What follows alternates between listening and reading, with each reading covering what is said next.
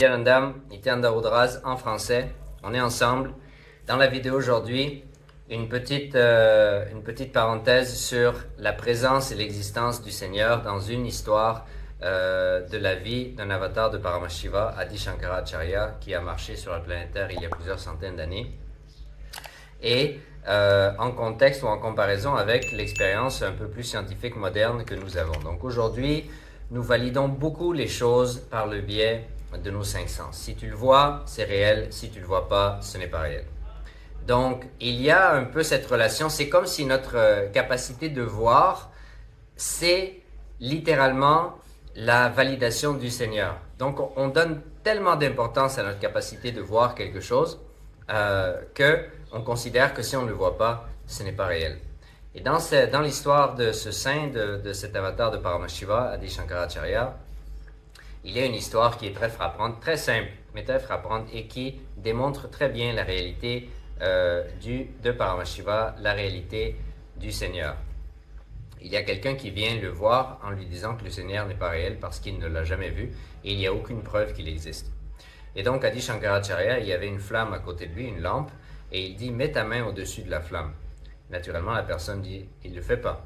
Il dit « Pourquoi tu ne mets pas ta main au-dessus de la flamme ?» Il n'y a rien, je ne te demande pas de mettre la main dans la flamme, je te demande de la mettre au-dessus de la flamme. Il n'y a rien au-dessus de la flamme, tu vois bien qu'il n'y a rien au-dessus de la flamme, alors pourquoi est-ce que tu résistes mettre ta main au-dessus de la flamme? Il dit « Tu résistes parce que tu sais que si tu mets ta main au-dessus de la flamme, tu vas expérimenter quelque chose.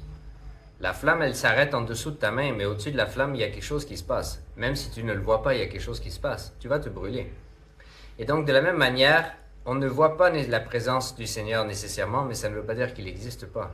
Il est présent. Il est présent, mais il opère à un niveau où nos cinq sens ne sont pas en mesure d'interagir avec lui, de l'expérimenter.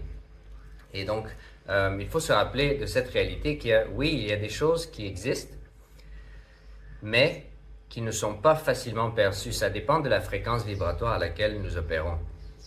Il y a beaucoup de saints qui ont fait beaucoup de tapas, beaucoup de pénances, et puis ils ont réussi à voir la vision divine, ils ont réussi à voir le Seigneur directement, mais pendant un certain temps, pendant un bref instant, ils ont reçu des bénédictions.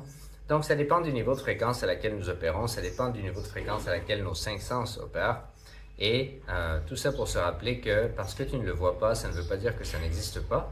Donc il faut faire confiance au gourou, il faut faire confiance au maître qui lui nous guide pour transformer cette expérience qui n'est pas perçue en une expérience qui sera perçue par nous-mêmes. Et donc, c'est là la relation de gourou, le disciple. Donc, Swamiji, il est là pour ça, il est là pour nous donner l'expérience de Paramashiva, pour que nous puissions avoir la bonne relation avec la réalité, la bonne compréhension de la vie, pour prendre les bonnes décisions et pour pouvoir manifester une vie dans l'abondance et dans la joie. Donc voilà ce que je voulais partager dans cette petite vidéo. On est ensemble encore une fois. On se rappelle d'être l'observateur de l'observateur, le témoin du témoin, le sakshi du sakshi. Om Nityananda Paramashivoham Nityanandam. Har Har Mahadev.